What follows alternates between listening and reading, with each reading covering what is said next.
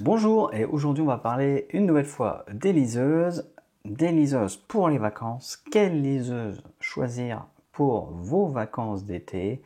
Quelle liseuse vous devez emmener? Quelles liseuses sont recommandées? Bref, voilà, normalement à la fin de cette vidéo, vous saurez à peu près vers quel modèle vous dirigez. Comme d'habitude, n'hésitez pas à vous abonner à la chaîne, à aller voir les liens dans la description. Il y a un lien pour vous inscrire à la newsletter qui vous permet de recevoir des réductions sur les liseuses directement par email. Tout ça c'est gratuit. Allez voir ce qu'il y a dans la description. Alors on va passer à cette histoire de liseuse pour les vacances. Et premièrement, on peut se poser la question, pourquoi emmener une liseuse en vacances? La réponse, elle est assez simple pour la plupart des gens. C'est que tout simplement, on a tendance à emmener 3 ou 4 livres en vacances, des livres papier qui sont assez épais, qui prennent de la place dans le sac. Et donc, tout d'abord, c'est un gain de place qui est assez évident, surtout quand on part en vacances 2 voire 3 semaines.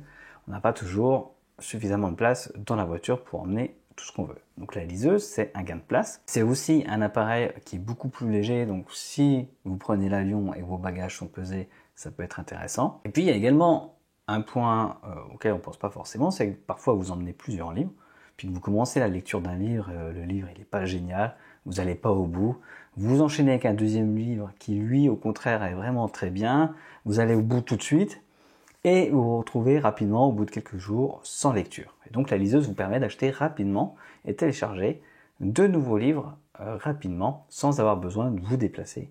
Tout ça juste avec une connexion internet. Évidemment, les premières liseuses qui vont être intéressantes, ça sera les liseuses les moins chères. Ici, j'ai une Kindle 6 pouces.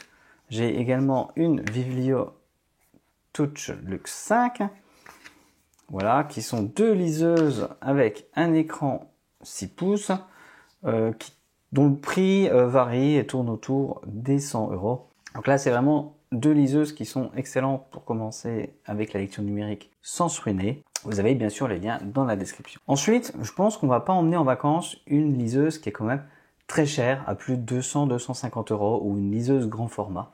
Bien sûr, c'est possible en fonction de vos besoins et de votre budget, mais je vais vous recommander une catégorie de liseuses qui est très intéressante pour les vacances d'été et également les vacances d'hiver, ce sont les liseuses étanches. Au format 6 pouces, on a ici une Kobo Clara 2E qui coûte environ 150 €, peut-être un peu plus aujourd'hui, et qui est dans un format vraiment restreint, donc 6 pouces, qui est une excellente liseuse.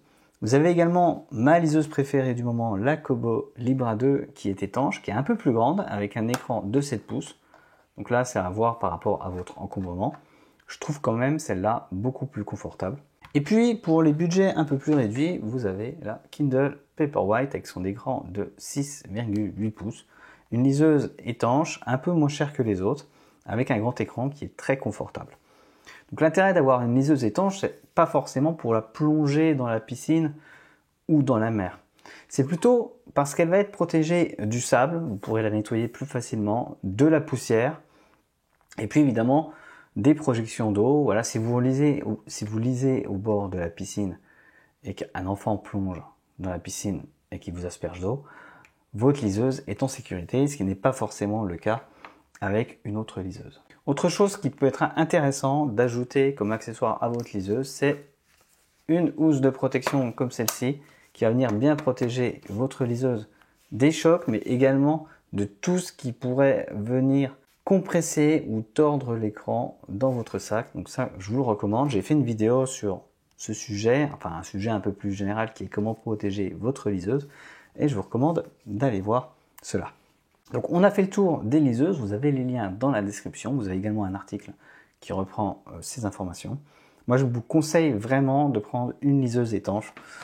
Voilà. Parmi ces 3 modèles qui sont vraiment très bons aujourd'hui, vous avez les liens dans la description.